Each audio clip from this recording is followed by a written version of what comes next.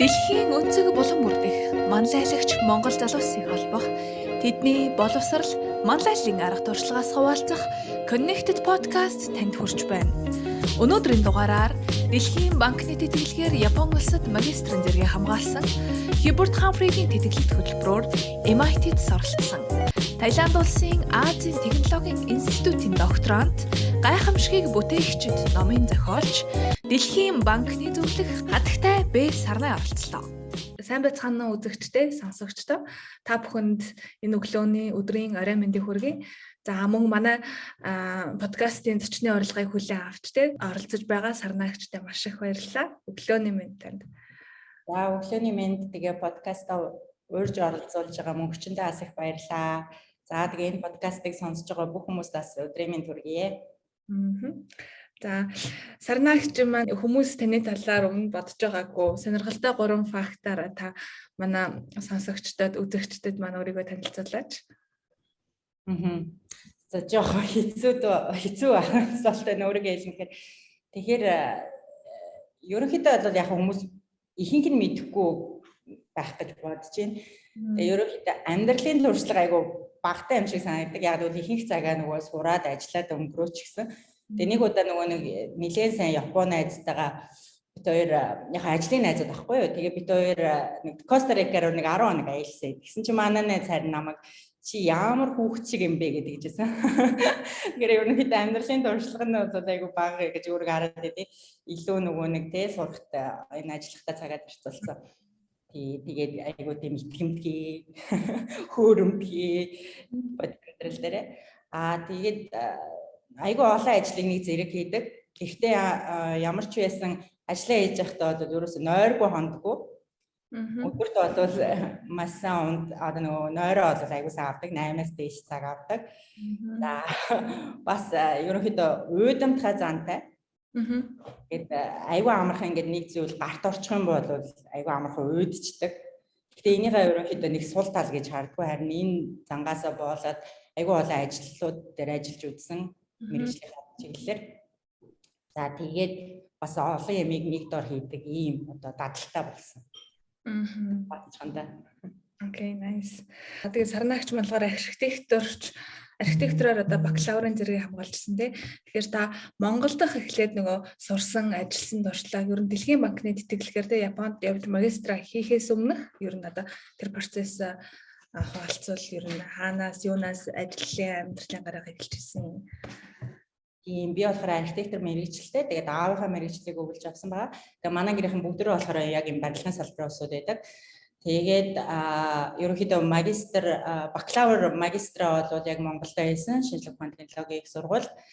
Тэгээд нилээ одоо залуудаа төгссөн. Дөнгөж 19-д бакалавраа хийгээд тэгээд айгүй их юм товчилж одоо хурдан юм хийдэг гэх юм уу? 4 жилийн бакалаврыг 3.5 жил хийгээд магистраас 1.5 байсан энийг жил тэгээд ерөнхийдөө айгүй их ажлын гараагаа бол эхэлсэн. Тэгээ анхны ажлын гараа маань болохоор эрдэм шинжилгээний ажилтнаар хэлжсэн яг салбартаа. Тэгээ тэр ажилд бол айгүй дуртай. Одоохондоо яг тэр чиглэл одоо ерөнхийдөө бас ирээдүйд би яг л тэр ажиллаа хийнэ гэж бодоод одоо энэ докторт ингээд сурж байгаа. Олон жил бодож байгаад. За тэгээд ерөнхийдөө ихэнх одоо ажлын маань карьер мэдээж Монголд ингээд явж байгаа. Тэгээд бараг 10 жил төрд ажилласан байгаа. Тэгээд төрийн одоо салбарынхаа одоо бүх төвшөнд ерөнхийдөө ажилласан. Агентлаг, за тэгээд салбарын яам, за нийслэлийн засаг даргын хамгийн газар, тэрний харьяа одоо ажил маань яг төрийн ажил маань болохоор би нийслэлийн орон сууцны корпорацид ингээд дэд баярлаар ажиллаж байсан байгаа. Гэхдээ тэрний дараа бол ингээд мэдээж Монголд л бас энэ одоо ч гэсэн ажиллаад явж байгаа. Тэр нь болохоор юу гэвэл зөвлөхөөр ажиллаж эхэлсэн.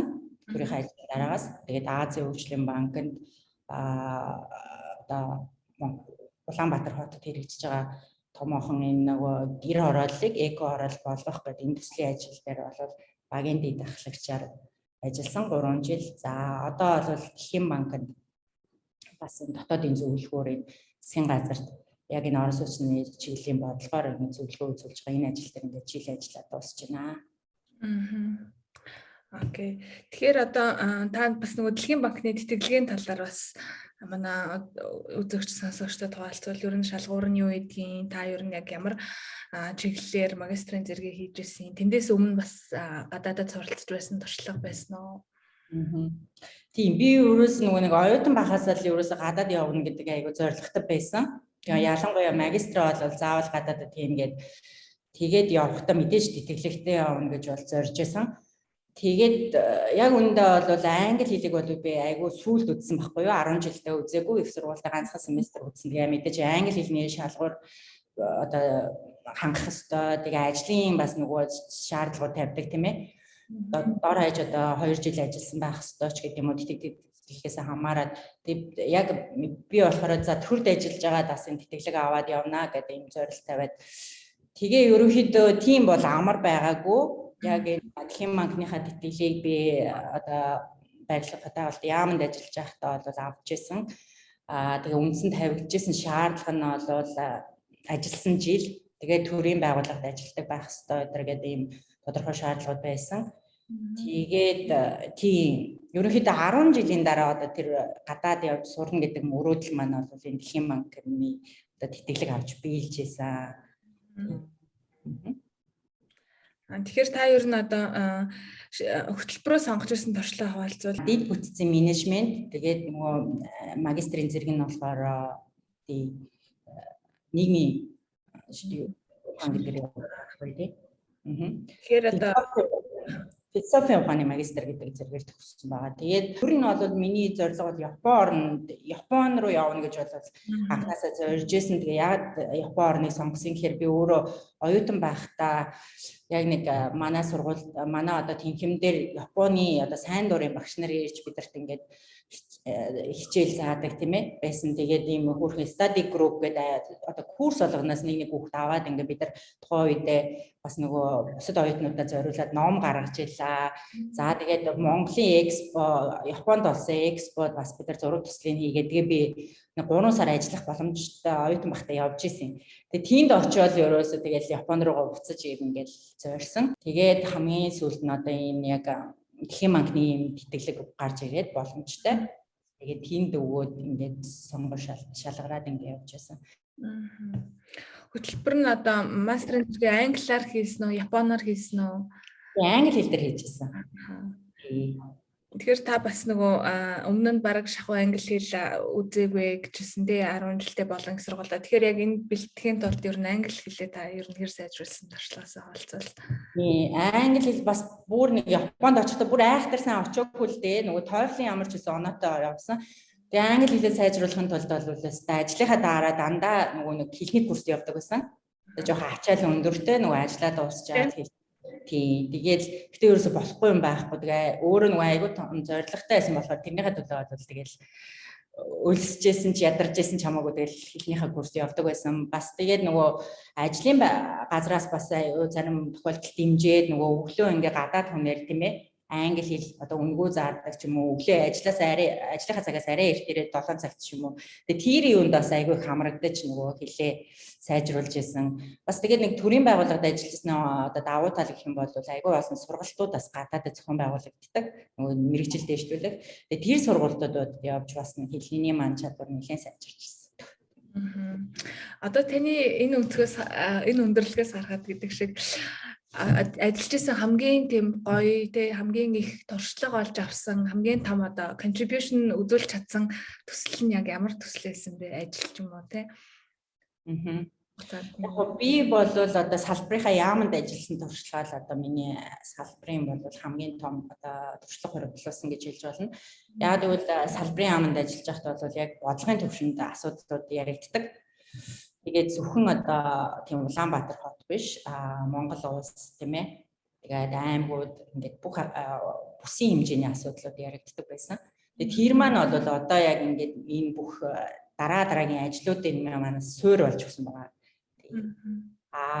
Яг ажиллах орчны хувьд гэвэл бас би арай өөр юм хэлнэ. Тэгээд төрд бол бас тийм ч амар биш ажиллах орчин. Яг ер нь бол тий.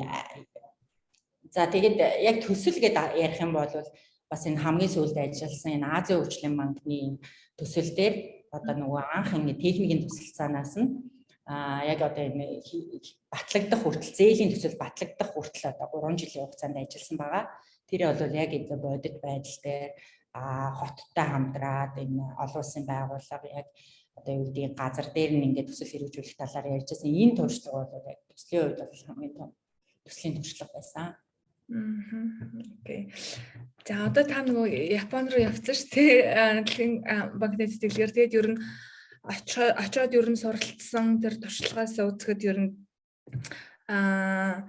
Японы тэр сургалтын систем, нийгэм нь ер нь танд ямар санагдчихсэн бэ? Тэндээс авууштай зүйл маш их байгаа. Та яг өөрийнхөө одоо таны нүдийг нээсэн тийм зүйлс юу байсан бэ?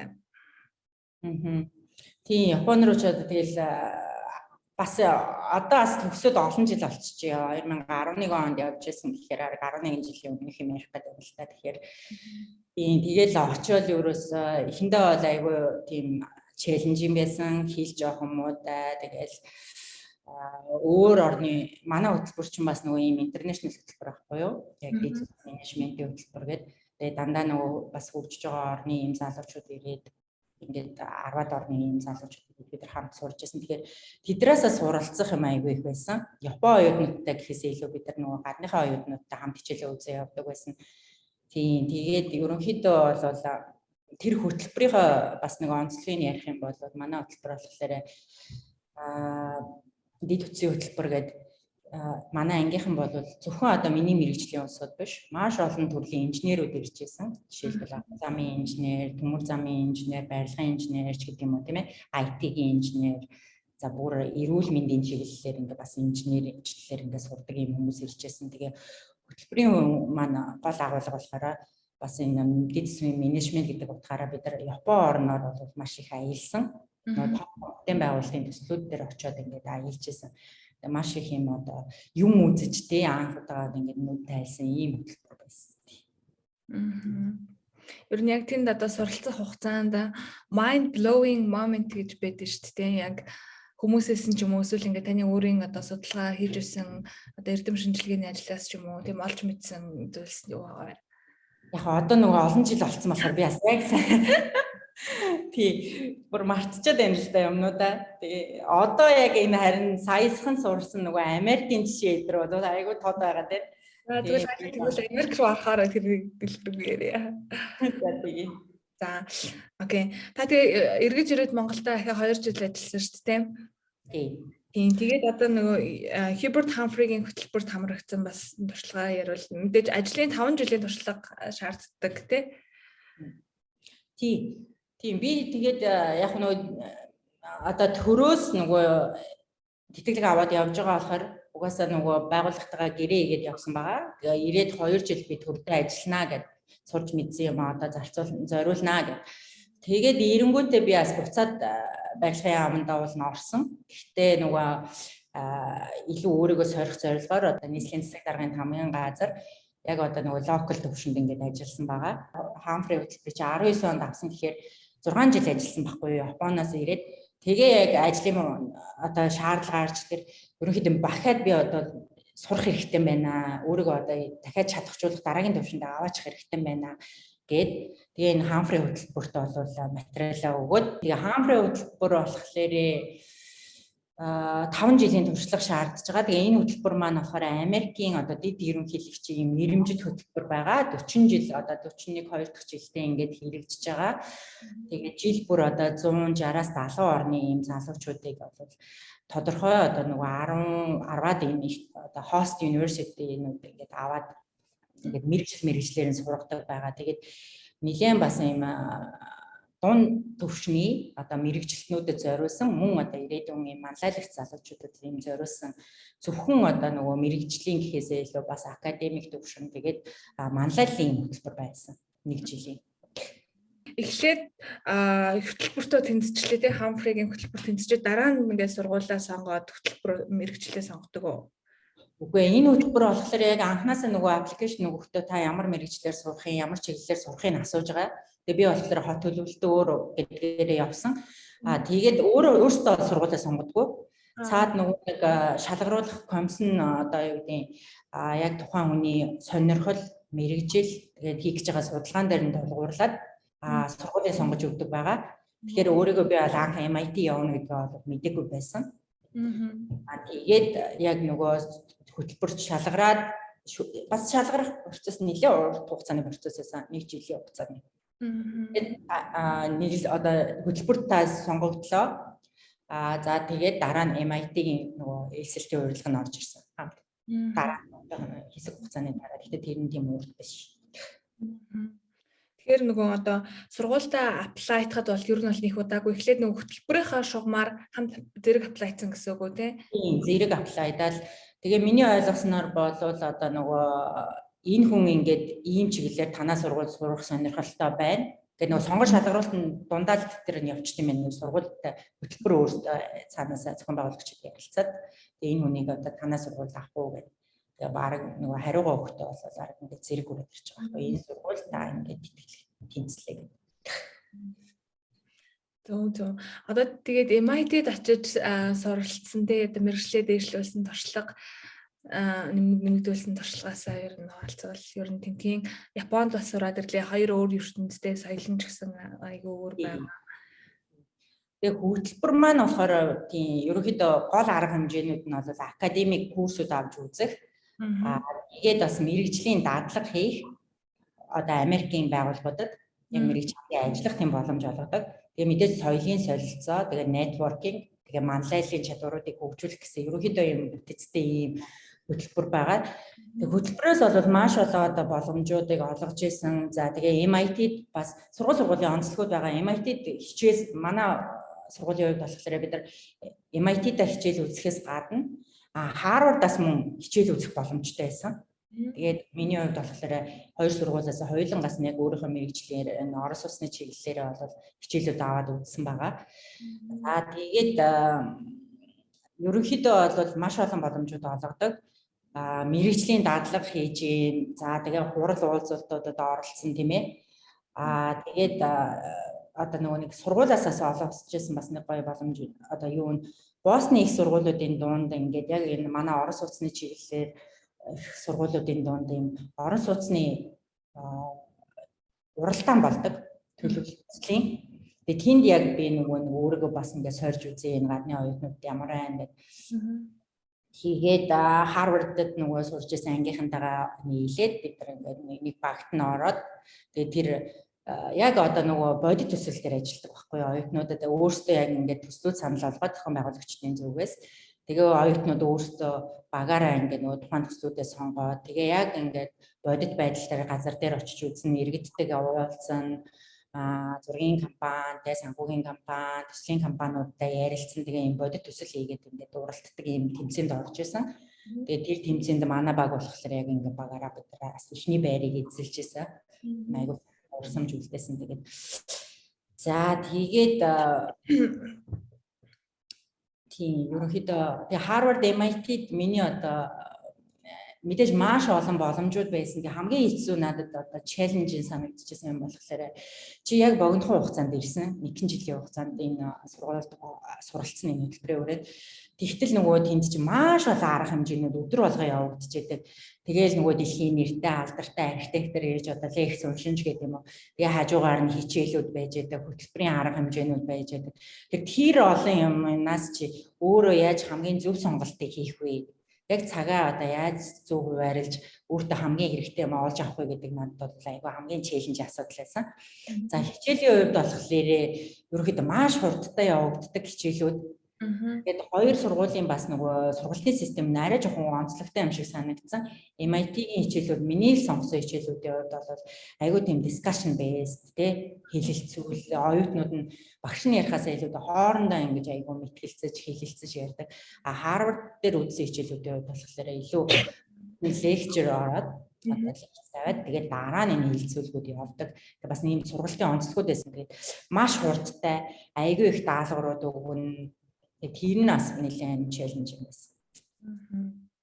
Тэгээд түрүү нөгөө мэрэгчлэрээ бас дадлага хийх боломжийг олгодог гэсэн шүү дээ. Та ер нь яг мэрэгчлэрээ дадлага хийсэн үү? Ямар байгууллагад дадлага хийжсэн бэ? Тийм, би болохоор яг энэ Орос улсны чиглэлээр энэ Бостонд байдаг. Affordable Housing Institute гэдэг байгууллага байгаа. Тэгээд ихэнхдээ нөгөө Дэлхийн банкны зөвлөгөөр ажилладаг олон одоо энэ хөгжиж байгаа орнууд Орос улсны асуудлаар юм зөвлөх үйлчилгээ үзүүлдэг юм байгууллага байгаа.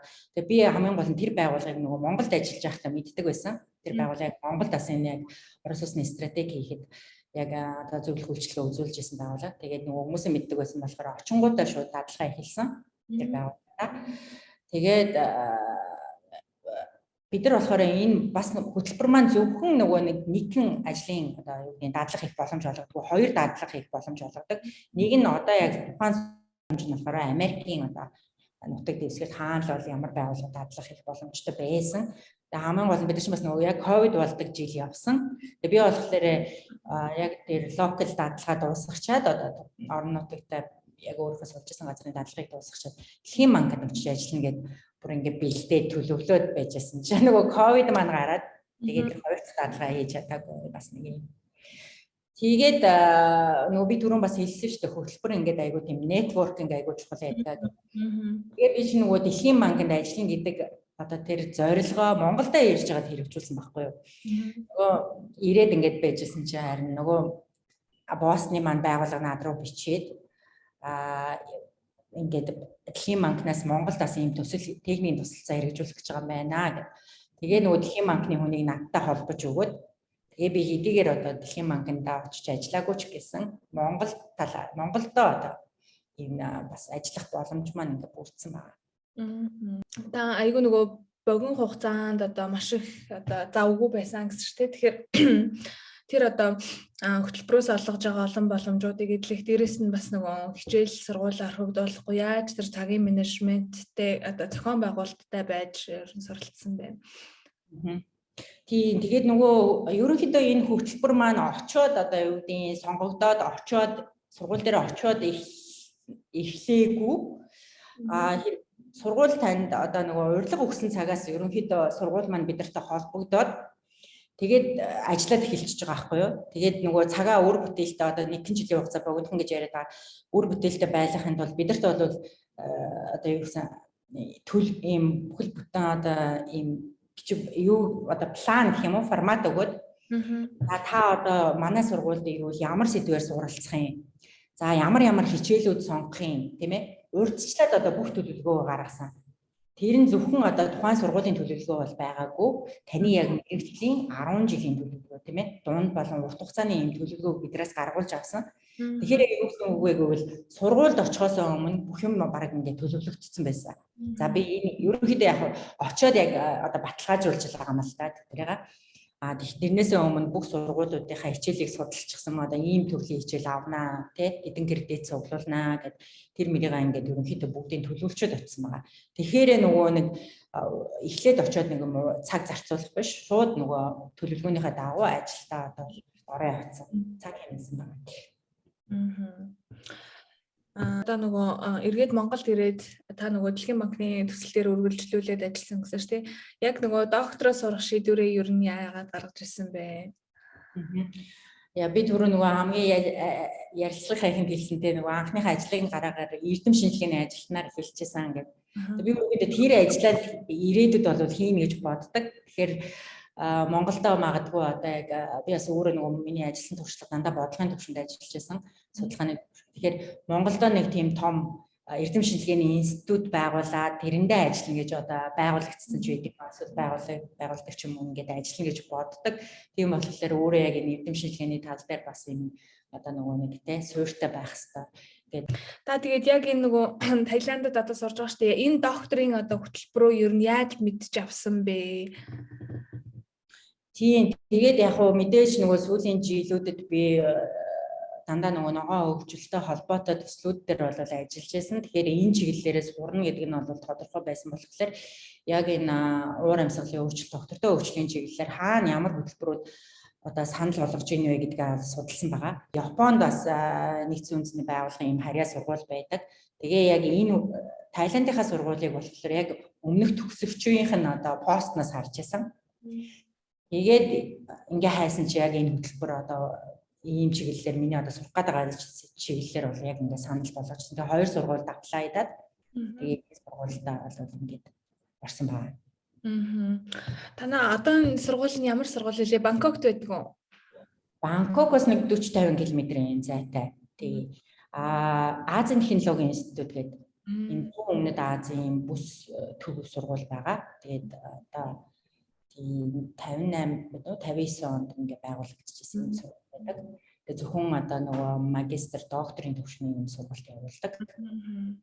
Тэгээд сурж байгаа сэдвийн үед болохоор би хэдий одоо энэ нөгөө уур амьсгалын өөрчлөлт, доктортой хөгжлийн хөтөлбөр боловч яг нөгөө судалгааны ажил маань бол хотуудыг эрчим хүчний сэдвээр одоо дэлхийн хүлэмжийн хийг ялгаруулахад бол маш чухал үүрэгтэй маа тийм ээ. Яг бол хотууд бол хотуудын нийт бүтээгдэхүүн гол үйлдвэрлэл хэрэглээ эрчим хүчний хэрэглэл хотууд дээр явагдаж байгаа. Тийм болохоор энэ хотууд яаж одоо энэ локал төвшөнд оролцох юм бэ гэдэг. Тэгээд судалгааны ажлаа болохоор яг Улаанбаатар хотын доктортой эрчим хүчний шилжилтийг одоо урт хугацаанд ийм загварчлах юм ажил хийж байгаа. Тэний судалгааны ажил айгүй сонирхолтой санагдлаа л да. Одоо яг тэгвэл одоо тий solution жишээлбэл одоо таны харж байгаагаар юу юм бэ? Бид нар хэдийн хугацаанд доктортой хот болж тий эрчим хүчний хэмнэлттэй тий одоо хүлэмжийн хий илүү бага ялгаруулдаг юм хот болох тэр жишг загвар нь яг таны харж байгаагаар юу байгаа вэ? Яг одоо яг бол тэр хэсэг рүүгээ одоо л орохгүй явж байна. Тэгээд сая бол ерөнхийдөө энэ олон талууд зөвхөн одоо төр биш тийм ээ. Хувийн хвшил энэ эрчим хүчний салбарт яг оролцож байгаа энэ хотуудын эрчим хүчний салбарт оролцож байгаа бүх оролцогч талууд энэ эрчим хүчний шилжилтээ яг юу гэж харж байгаа юм бэ урт хугацаанд тийм ээ. Тэр талаар нь бол судалгаагаа хийсэн байгаа. Тэгээд ерөнхийдөө бол манай орон ч бас их онцлогтой. Улаанбаатар хот чинь бид нар чинь хамгийн хүүтэн хот. Тэгээд дээрэс нь болохоор яг энэ нөгөө нэг бүх одоо халаалтын систем эрчим хүч маань нүүрсэн дээр тулгуурсан байгаа даа тийм ээ.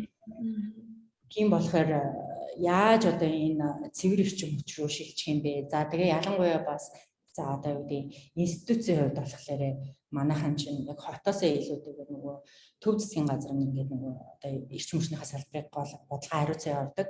Тэгэхээр айгүй онцлогтой л доо.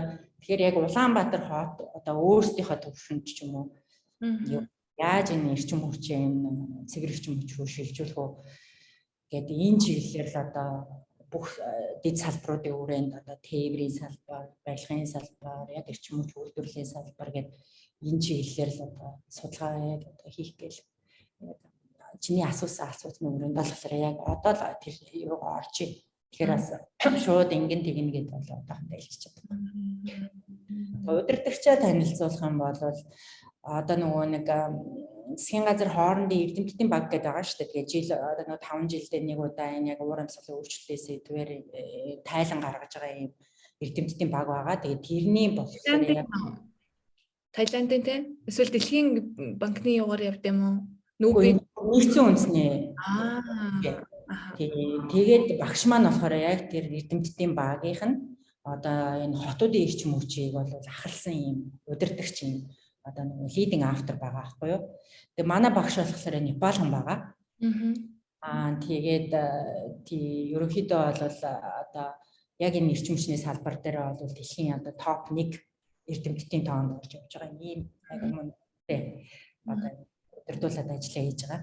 Тэгэхээр одоо та айгүй мундаг хүний одоо менти болоод яаж байгаа юм бэ? Тэр хүнээс ер нь одоо суралцсан зүйлс нь байгаа яг мэрэгжлийн тал дээр болон одоо хувь хүний тал дээр. Мэдээж яг мэрэгжлийн тал дээр бол бид чинь зөвхөн судалгаагаа яриад одоо багшаасаа тий одоо яаж хийх вэ аргачлал дээр асуугаад ингээл явах.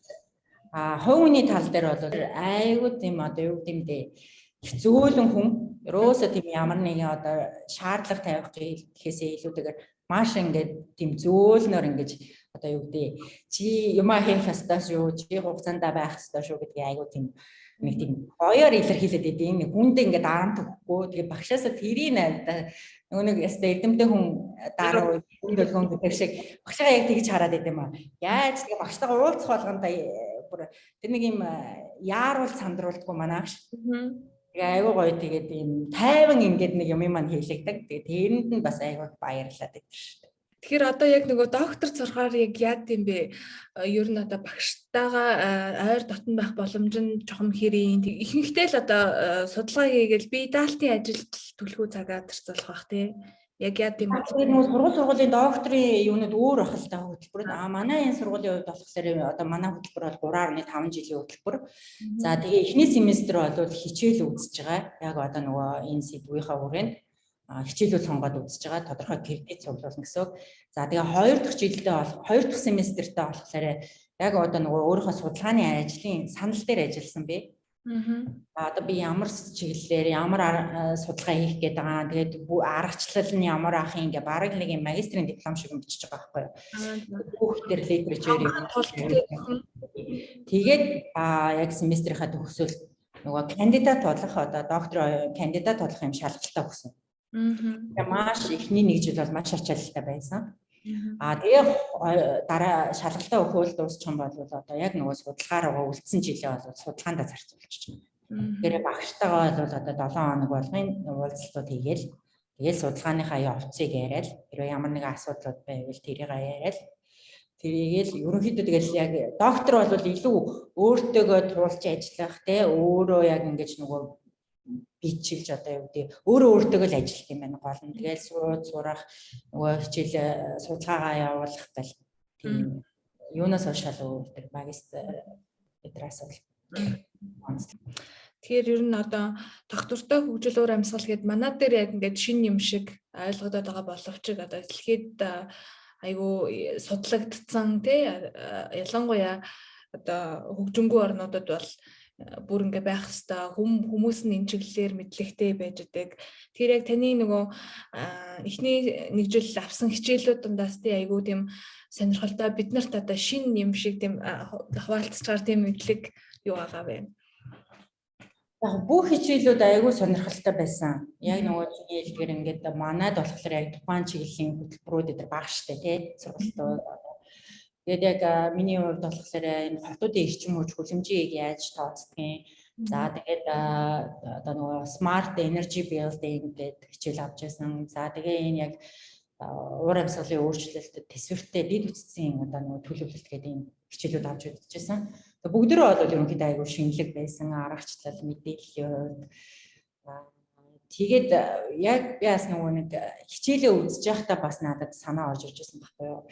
Ерөнхийдөө одоо жишээлбэл бид нар эрчим хүчийг хэмнэх багасгах гэж яриад байгаа боловч одоо эрчим хүчээ ер нь бүр хэрэглэхгүй байх бас боломжтой шүү дээ. Зарим нэг нь одоо тий тухайлбал одоо юу гэж хэлэх гээд байна вэ гэвэл гэрэл юу гэдэг орой шөнө хичээлээ хийхээ оронд гэрэл тоог зарцуулаад хийхээ оронд өглөө эрт нарны гэрэл хичээлээ хийгээд тэгээд бид нар чинь тэр эрчим хүчийг одоо бүр багасгаж одоо хэрэглэхгүй байна шүү дээ тийм байх жишээд ингээд айгүй тийм суур ойлголтуудыг надад өгсөн. Тэрэн дээр үндэслээд болохоор би яг тэр ном бичих санаагаа олж ирсэн байхгүй юу. Ерөнхийдөө яг энийг би ингээд хүмүүст яг зөв ингэж өгөх нь айгүй чухал юм байна. Тэгээ хүүхдүүдэд зориулаад бүр эхнээс нь одоо ингээд бас мэдээллийг өгчих юм бол анхнаасаа суур айгүй зөв тавьчих юм байна гэдэг бас. Яг миний дараагийн асуултан дээр би яг номны талаар асууж ирсэн дахиад асууж. Тэгээ сарнаагч болохоор гайхамшиг бүтээгчид гээд айгүй бага насны хүүхдүүд өсвөр насны хүүхдүүд зориулсан айгүй хөөрхөн ном бичсэн байгаа тийм энийг завгүй ажил болон одоо судалгааны ажлын хажуугаар тэгээд энэ ном бичих сэтэл ер нь юунаас хэрхэн төрсөн бэ? Тэ таны зорилго юу байсан бэ? Тийм ном бичих сэтэл бол ерөнхийдөө 2 амнаас ол гарсан. Нэгдүгээр болохоор яг би ингээд нөгөө дүүнэрээ бас одоо нөгөө нэг сургах гээд тэгээ ингээд тэтгэлэл хөтөлбөрт хамруулах гэдэг ингээд одоо нөгөө нэг одоо юу гэдэг зааж зөвлөж явахдаа бол яг 10 жилийн хүүхдүүд байхгүй юу. Тэгэхээр одоо гадаадын тэтгэлэгт 10 жилийн хүүхдч байсан гэсэн тэдрээс төсөл яаж хэрэгжүүлдэг юм бэ? Төсөл одоо хэрэгжүүлжсэн үү? Тэрнээсээ юу суралцсан эдэр гэдээ асууад байгаа байхгүй юу. Тэгэхээр хүүхдүүд манай сургалт болоод одоохондоо тийм байхгүй шүү дээ. Хүүхдүүд төслийн талаар сайн мэдэхгүй. Тэгэхээр яг дүүнэртэй болвол ийм одоо тий жижигхэн төсөл хийлгүүлээд өөрсдөнд нь эхлээд ингээд мэдээллийн өгчөөд ийм юм байдаг шүүгээд тэгээд тэрийг ингэж хий гэж ингэж бодож исэн. Гэтэ тэр сэдв маань бол яг энэ нөгөө миний одоо хийж байгаа ажилтай холбоотой байгаль орчны сэдвтэй тийм ээ. Тэгээд хоёр дахь одоо шалтгаан нь болохоор яг тухайн үед би өөрөө энэ докторийнхаа сургалтуудыг аваад хичээлдээ явж исэн. Тэр үед таарад тэгээд ерөнхийдөө яг ийм байгаль орчны сэдвтэй ийм цуврал номнууд хийя гэд хүүхдэд зориулсан. Тэгээд тэр маань болохоор ийм 5 цуврал байгаа. Тэгээд эхний 3 цувралаа гаргасан. Тэгээд эхний цуврал нь болохоор одоо 3 цуврал нь болохоор сэдвүүд нь болохоор хогоо яаж бууруулах юм бэ? Хогоо яллаа. За дараа нь болохоор усаа яаж хэмнэх юм? Тэгээ эрчим хүчээ яаж бууруулж хэмнэх юм? За тэгээд яг нөгөө уур амьсгалын өөрчлөлт юм доктортой хөгжлийн асуудлууд гэж юу юм гэдэг дөрөвдөх ном маань тэгээд тавт нь болохоор яг өөрийнхөө сэдвээр ногоон доктортой хотуудын чиглэлээр хийгээд эхний 3 сая өнгөрсөн сард тийм гаргачаад байсан. Гол зорилго нь болохоор хүүхдүүдэд анханаас нь энэ асуудал одоо энэ чинь зөвхөн Монгол манай орнд тохиолдоод байгаа асуудал биш, дэлхийн нийтийн асуудал болчихсон. Тийм болохоор хүүхдүүдэд бид нар анханасаа ингээд зөв суурийг тавиад ийм асуудал байдаг шүү гэд заагаа зэгцтэй мэдээлэл өгчих юм бол магадгүй тэр өгсөн мэдээллийн дагуу ч гэдэг юм уу хүүхдүүд яг өдөр тутмынхаа амьдралд хэрэгжүүлээд тэгээ би чи одоо нөгөө бас гол зориод байгаа юм чинь зөвхөн бид нар Монголын асуудлыг яригдахаа болио бидраас ягаад монголчууд одоо дэлхийн асуудлыг бас шийдэхэд оролцож болохгүй юм бэ гэж зориод байгаа аахгүй өөрөө ч бас тэгээд зориод ажиллаж байгаа. Тийм болохоор хүүхдүүдийг ч гэсэндээ бид нар мэдээлэл сайн өгөөд тэгээд ирээдүйд одоо тэр хүүхдүүд жоохон том болоод дэлхийн асуудлыг бас шийдэхэд оролцож болно шүү дээ тийм ээ. Анхнаасаа нөгөө мэдээлэл сайтай өөрөө оролцоод явах боломжтой гэж хараад байгаа. Номын маань бол би өөрөө ганцаараа хийгээгүй. Гуруулаа хамт бүтээсэн дөрүлээ одоо тийм нийт 5 номон дээр 4 хүн оролцсон байгаа. Тэгээ манай найз бас энэ яг энэ одоо багш хүн байгаа. Тэгээ нэлээд олон бас энэ номнууд бичижсэн. Тэгээ тэр найзтайгаа хамтраад бол зохиолоо ойлогдсон байгаа. Тэгээд зураач 2 охин ажилласан байгаа. Энэ намыг сонирхож байна. Ер нь одоо борлуулалтын дээр хамтарч ажиллая. Сургуулийнхаа хөтөлбөр тентэр дээрээ бас авч ашиглая гэх юм бол яаж авч ашиглах хамтран ажиллах боломжтой. Тэгээд би болохоор энэ номоо бол зөвхөн одоо энэ номоор зогсоод энэ зогсохгүй гэж хараад байгаа. Энэ ном маань бол энэ би өөрөө энийгээ бол уур амьсгалын өөрчлөлт одоо нөгөө боловсрол олгох төсөл гэж нэрлэдэг байгаа. Тэгээд тэрнийхээ өрөөнд бол зөвхөн энэ ном маань бол нэг хэсэг гэж харж байгаа. Тэгээ би номноос бол ерөнхийдөө мэдээлэл аавна. Тэгээ хамгийн гол нь тэр авсан мэдээллээ яаж нөгөө өдөр тутамдаа дадал зуршил болгох вэ гэдг нь одоо миний энэ төслийн зорилго байгаа байхгүй юу. Тийм болохоор ингээд номноосоо гадна дарааллаад ингээд бас арга хэмжээнүүд хийгдээ явна. Одоо жишээлбэл байгаль орчны өдрийг бид нар тэмдэглэдэг болох хэрэгтэй. Тэрүүгээрээ дамжуулаад одоо өдрөөрөө энэ байгаль орчныг хамгаалах тийм ээ арга хэмжээнүүдийг сурталчлах, хүүхдүүдийн оролцоог одоо хүн болгоны оролцоог нэмэгдүүлэх ч гэдэг юм уу. За тэгээд одоо яг амьдрал дээр энийгээ хэрэгжүүлэх тийм активитинууд хийдэг ч юм уу, тэрийг тэмдэглэдэг тийм одоо юу гэдэг дэвтэрч гэдэг юм уу. Ингээд ерөөхдөө цуврал байдлаар энэ арга хэмжээнүүд ингээ явахаар төлөвлөж байгаа. Хэрвээ тэгээд номон дээрээ би бол бас тийм цаашдаа хамтарч ажиллах, тэгээд номыг бас ингээд сонирхож авах хүмүүс байвал надтай шууд холбогдож болно. Ном бол одоогоор бол интер номын салбар дэлгүүрүүдээр ингээд худалдаанд гарчихсан явж байгаа. Окей. За одоо нөгөө ярианыхаа дараагийн сэдв рүү шилжиж та одоо юунд сурч одоо 2 сараас хойш Таиландд байгаа шүү дээ. Тэгэхээр ер нь Таиландд суралцахын ер нь онцлог давуу тал нь юу юм бэ? Амьдрах хүртэг хэр боломжийн юм бэ? Та одоо 50% сургуулаас хөнгөлүүлээд үлдсэн төлбөрийнхаа 50%-ийг өөрөө төлж байгаа шүү дээ тий. Тэгэхээр бас яг хажуугаар нь зөвхөн tuition fee гэлтгүй амьдрах зардал энэ төр байгаа. Тэгэхээр энэ бүхнийг яг өөрөө би дааж төлөхөд хэр болмоор юм байна. Тийм тэгээ би нөгөө нэг түрүүн бас хэлжсэн өөрөө бас ингээд өмнө нь 2 одоо тэтгэлэг аваад ингээд бас магистр тийм ээ мэргэжил дэвшлүүлэх сургалтанд явсан. Тийм болохоор энэ доктороо бол аль болох өөрөө төлбөрөө төлж тэтгэлэг авахгүйгээр хийгээд зорьсон. Яагаад гэвэл бас бусдаа боломж олгох хэрэгтэй гэж үздэг. Үүднээс тэгээ нөгөө MIT-д сурж байхад манай багш бас хэлжсэн байхгүй юу.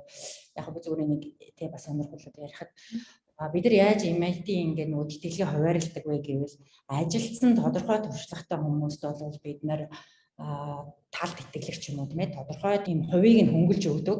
Тэрнээс бид нар бол бүтэн тэтгэлэг олгодоггүй. Яагаад гэвэл тухайн хүн өөрийнхөө туршлагатай байгаа үед бол бид нар өөрийнхөө боловсролд өөрөө тодорхой хувь нэмрээ оруулах ёстой гэж харддаг гэж манай багш хэлчихсэн байна. Тэр надад айгүй тийм логиктэй санагдсан. Нэрээ би одоо өчнөө олон тэтгэлэг авч сурчаад өөрөө одоо өөрийгөө тийм ингээд санагдаад явах боломж байхгүй бол одоо нөгөө тэр олон тэтгэлийн бас ач тус юу вэ гэдэг. Тэгээ яг ингээд энэ тэтгэл 50% одоо төлбөрөө хөнгөлүүлж байгаа. Үлдсэн 50%-ийнхаа төлбөр сургалтын төлбөр болон амжиргааныхаа задлыг өөрөө дааж байгаа. Тэгээ яг Тайландын нэг онцлог нь бол юу л да амжиргааны зардал одоо өртөг бол би бараг Монголоос бараг гайгүй мэн гэж хараад байгаа шүү дээ. Тэгээ яг кампуст амьдарч байгаа болохоор тийм их зардал гарахгүй. Тэгсэн хэрнээ айгүй тийм сонголт өндөртэй одоо юу жишээлбэл хоол гэхэд маш олон манай одоо кампус гэхэд 10-аад энэ хоолны газар байх жишээтэй. Тэгээ айгүй сонголттой хэрнээ өртөг юмд. Тийм болохоор давхар хажуугаар нь ажиллаад ингээд сургалтынхаа төлбөрийг төлөөд амьдрах бас юм боломжтой харагдаад байгаа. За яагаад Тайланд орныг бас сонгосон юм бэ гэхээр би өөрөө бас нэг 20-од орноор ингээд явж үзчихсэн байхгүй. Тэгээд хамгийн таалагдсан орн надаа яагаад ч миний одоо нэг онцлогч шүү дээ таарсан Тайланд байсан. Тэгээд орноор гэсэн тийм. Тэгээд Тайланд амар таалагдчихсэн. Яагаад бол уур амьсгал нь тий дулаахан. За тэгээд хүмүүс нь айгүй найрсаг. Тэгэл нэг тийм тайван. Тэгээд маш их сонголттой нөгөө аялал жуулчлал өвдсөн орн болохоор үйлчлэгээ айгүй сайтай. Тэгээ ерөнхийдөө бас энэ Тайландд сурыг гэдэг. Одоо ерөнхийдөө өөрийнхөө дуртай оронд ирсэн байхгүй юу. Тэгээ одоо ерөнхийдөө бүх юм амар таалагддаг. Тэгээд энэ орчин тийм ээ. Манай кампус гэхэд одоо жишээ нь амар гоё юм. Яг л би нэг зоо парк юм уу эсвэл ботаник гарден шиг. Нэг аялаа явж ин да гэж бодохоор л яг нэг манай кампус гээл зураг морог хийхэр чинь ямар би өөрөөс нөгөө ирээд ерөөсө гарч амжаагүй энэ кампусаас баг тэг 2-3 удаа Бангкок орсон. Тэг яад нөгөө хичээл айгүй шахуу. Айгүй том кампус байлээ те. Ер нь бол нэлээд том кампус. Тэг ингээл өдөр ингээл алхаал явхад би чинь багаараад тэг нэг 5-6 км илбэг явчихдаг шүү дээ. Вау. Кампус дотроо шүү дээ. Тэгээд айгүй гоё ногоон. Тэгээд энэ бас нөгөө тухайн орны онцлог байна л да цаг агаараас нь хамаарат бүх модон цэцгэлдэг одоо эсвэл юм тийм цэцэгнүүд мод одоо ургацсан юм болоо гэж бодоо. Ерөөсөө тийм амар гоё орчинтай. Тэгээд гарах болгондоо л яасан гоё юм бэ гэж боддог шүү дээ. Өрөөнөөсөө ингээл хаалгаа нээгээл гарах болгондоо тийм. Тэгээд ганц одоо асуудал юм бол жоохон хаалун мэдээж. Гэхдээ нөгөө байшин дотор ороо суучдаг болохоор айгүй сэрүүхэн нэг асуудал биш санагддаг шүү. Тэгээ хоол нь эрүүл тэгэл нөгөө айгүй тийм амьдарч одоо сурахад таатай орчин гэж хэлсэн. Тэгээд бас нөгөө миний цаашдын зорилго болохоор би бас нөгөө одоо өөрийгөө олон улсын түвшинд соринл гэл ингээл бэлдээд байгаа шүү дээ. Тэгэхээр эндээ бас ажиллах ерөнхийдөө сонирхолтой байгаа. Тэгээд Бангкокт ч одоо нөгөө олон бүсийн төвүүд офисууд байрладаг. UN agency-нуудын офисууд шүү. Тэгэхээр одоо айгүй боломжтой бас цаашдаа ажиллахад. Тэгэхээр одоо хувийн зардлаараа чухам нууц биш бол одоо докторийн мэдээж одоо бакалавр мастерт харьцуулахад өндөр байгаа шүү дээ. Тэгэхээр яг Монгол мөнгөөр одоо жишээлбэл доллараар эсвэл хэд болт юм болоод үзүүлвэл тэгэхээр хамаагүй хэлж болох юм уу? Яг үгүй болно шүү дээ.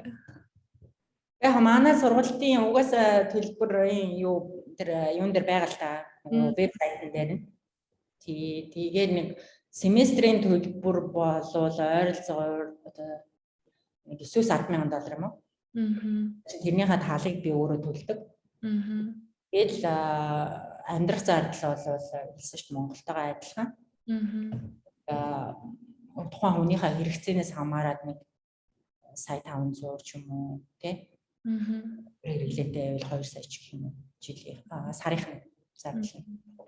Хүмүүний л нөгөө өөрсдийнх нь юм самаар л да хэрэглэнээс тэгээ яг нөгөө хажуугаар нь ажил хийдэг болохоор тэгэл өөрөөхдөө асан бүх цалингаар л ийшээ явуулдаг л да. Тэгээ одоо семестрт 2 жил 1 жилд 2 семестр гэж явна шүү дээ. Тэрнээс биш Америкийн сургуулиудтай харьцуулахад бол маш бага зардал байхгүй юу?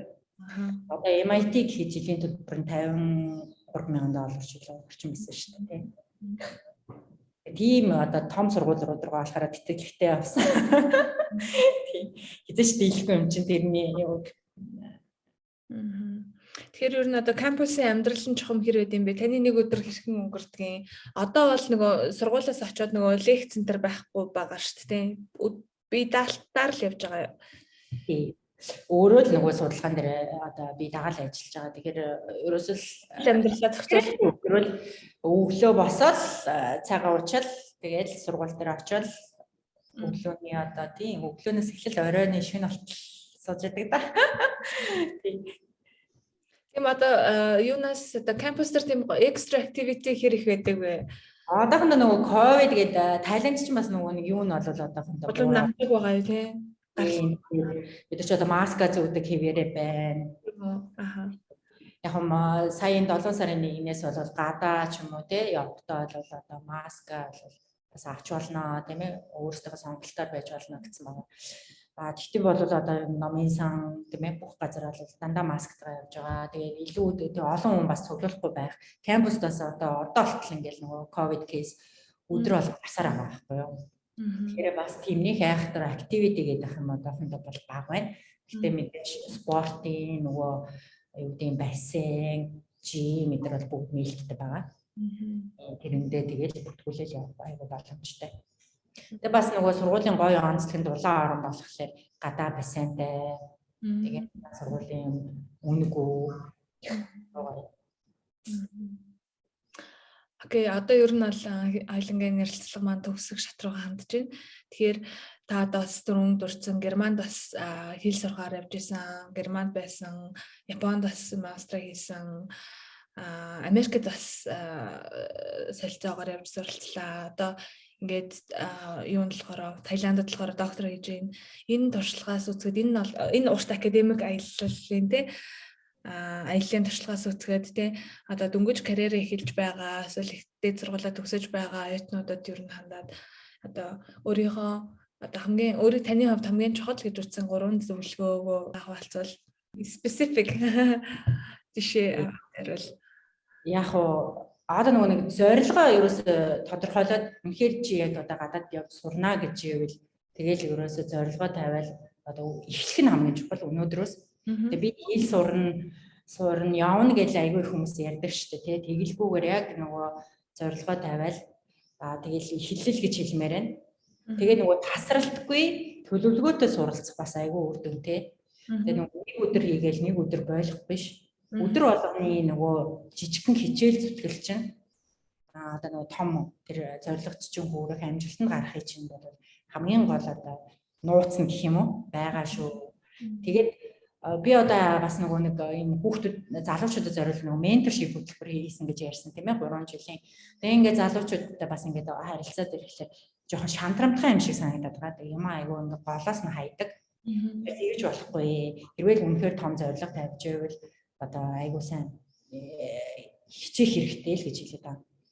За тэгээд нэгэнт ингээд чи шийдсэн хүн одоо өөрөө зорихгүй би сурнаа гэл ингээд нэг хүний тэр хүний одоо нүдэнд ч юм уу сэтгэлд нь ингээд очаасчлаа штэ. Тэрний яг бусад хүмүүс мэдрэгдээд идэг байхгүй юу.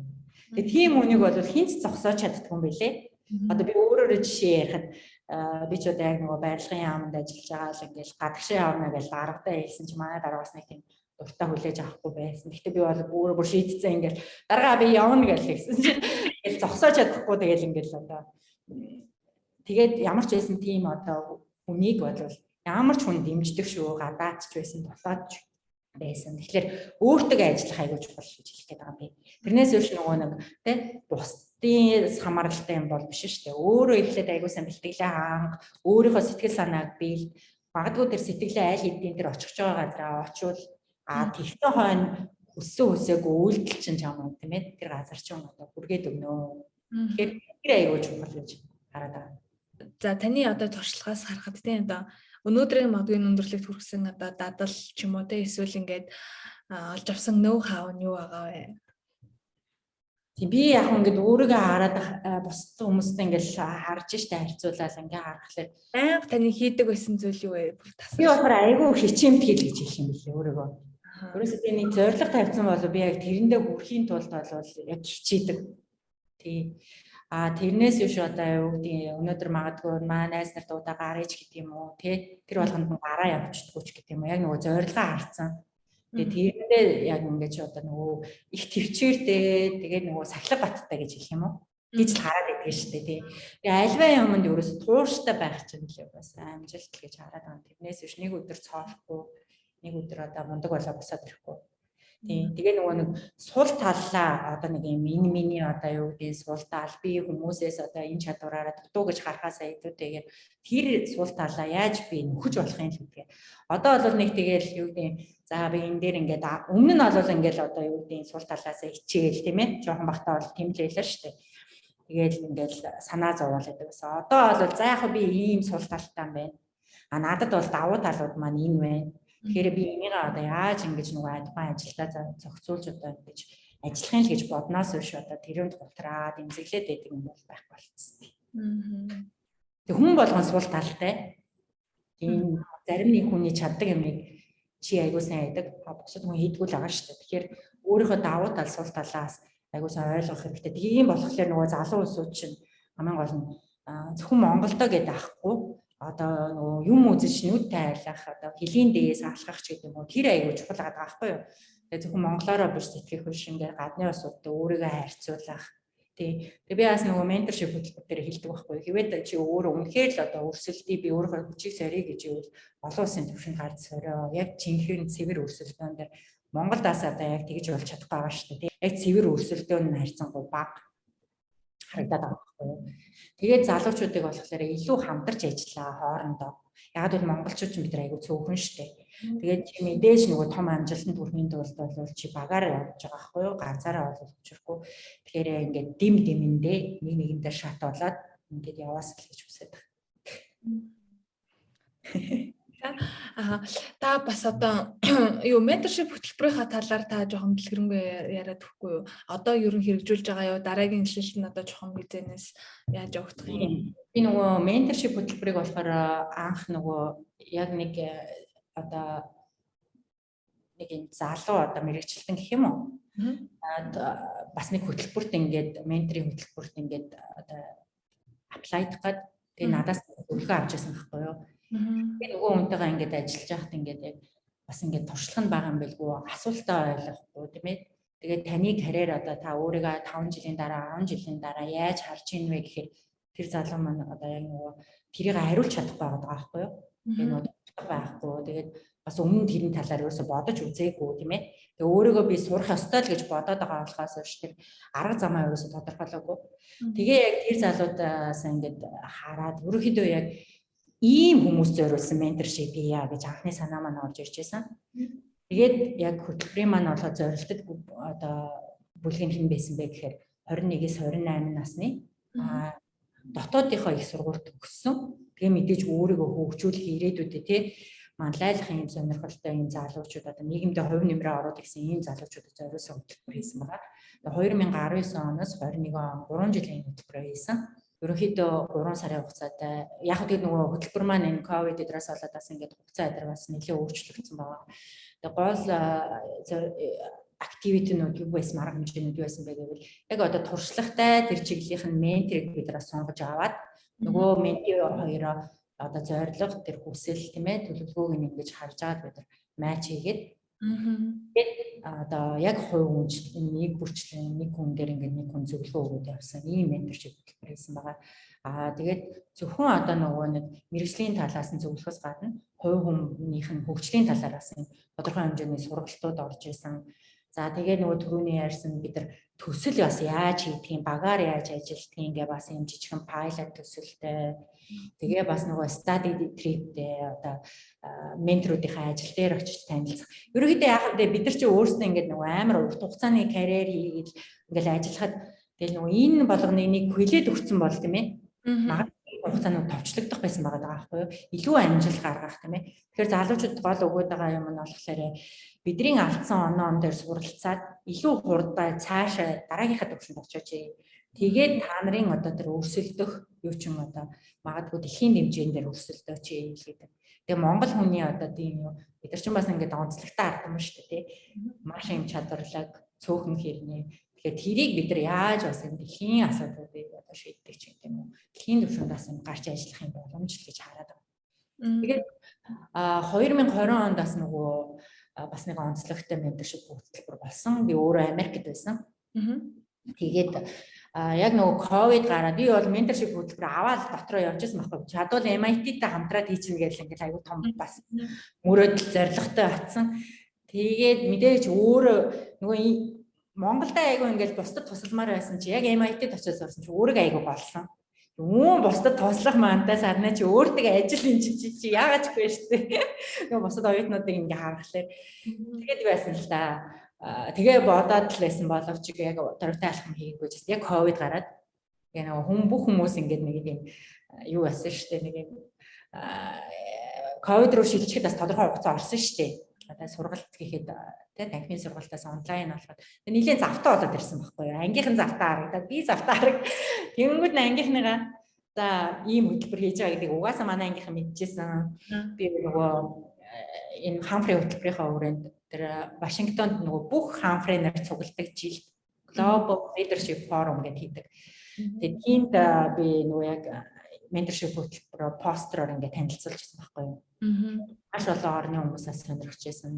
Одоо жишээ авъя гэдэг. Тэгээ ангийнхан бүгдөө тэр талын мэдлэгтэй байсан болохоор шууд ангийн сонирхсан хүмүүсээ оруулаад Монголын яг нөгөө хот төлөвлөлт энэ архитектурын чиглэлээр сурч ажиллаж байгаа залуучуудад манай ангийн одоо гадаад орны мэрэгчлэнүүд менторинг хийсэн байгаа. Бас нөгөө MIT сурсны одоо нөгөө олж авсан давуу тал бол яаж юмыг одоо нөгөө илүү өргөн сар хүрээтэй олон улсын түвшинд хийдэг болох вэ гэдэг айгу толгой тэр талаар айгу их ажиллаж эхэлдэг болсон. Одоо номоо гэхэд би бол жишээлбэл олон хэл дээр гаргана гэж бодож байгаа. Яг л энэ чинь Монголын асуудал биш гэдэг байгаа тий. Дэлхийн нийтийн асуудал. Тэгтэл хөгжиж байгаа орнуудад энэ асуудал бүгд байгаа. Тэгэхээр олон орны жишээнүүд оруулж байгаа бас олон хэл дээр гаргах юм зорилготой байгаа. Тэгээд 3 жил хийсэн байгаа менторшип хөтөлбөрөө. Тэгээд ер нь бол яг түр хугацаанд зогсооё гэж бодож исэн чинь Тайландд ирээд Тайланд оюутнууд, бусад орны оюутнуудтай ингээд бас хараад ингээд нөгөө явсан чинь Тайланд оюутнуудад бас ментор хийх бас хэрэгцээ байгаа юм шиг харагдаад. Тэгээ одоо болж игэл бас Тайландтай менторшип хөтөлбөр оюутны холбоотой хамтраад хийгээд гэдэг ярилцаа байж. Тэгээ манай менторшип хөтөлбөрийн чинь нэр нь Global Citizen Mentorship хөтөлбөр байхгүй юу? За Global Citizen аа. Тэгэхээр зөвхөн ингээ монголоор бас хязгаарлагдаад байхгүй. Ерөөсөө энэ уур амьсгалын өөрчлөлийн энэ асуудлууд энэ Тайландд ч байна, хогны асуудал байна. Оюутан энэ мэргэжилтнүүдийг чадваржуулах асуудал ч гэсэн байна. Одоо Тайланд оюутнуудыг харахад хэлний нэлээд бас жоохон бэрхшээлтэй. Тэр бас нөгөө илүү сайн ярьдаг бусад орны оюутнууд нэмж магадгүй энэ оюутнуудад зөвлөөд ингээд хамтраад хөгжих боломжтой байна гэж хараад байна. Зөв ингээд жижигхэн биэнд багтамгүй их ачаа хариуцлага өрдөг айгүй завгүй байдаг сарнагчаа ертөнцөөр өнөөдөр бүгдээр хамтдаа аяллаа. Маш их зүйл өмнө нь бодож байгаагүй зүйлийг бас нэгийг ухааруулж хоёрыг бодогдуулсан байхаа гэж бодож байна. Унших сонсогчдод маань. Тэгээд танд бас өсөж мөрөөдөж явдаг томоохон төсөл хөтөлбөрүүдийг хэрэгжүүлээ те. Монголд төдийгүй дэлхийд тийм хөв нэмрээ оруулах, тийм дэлхийн иргэн байх дээр аялалттай томоос том амжилтыг хүсье. Маш их баярлалаа цаг гаргасанд. За их баярлалаа.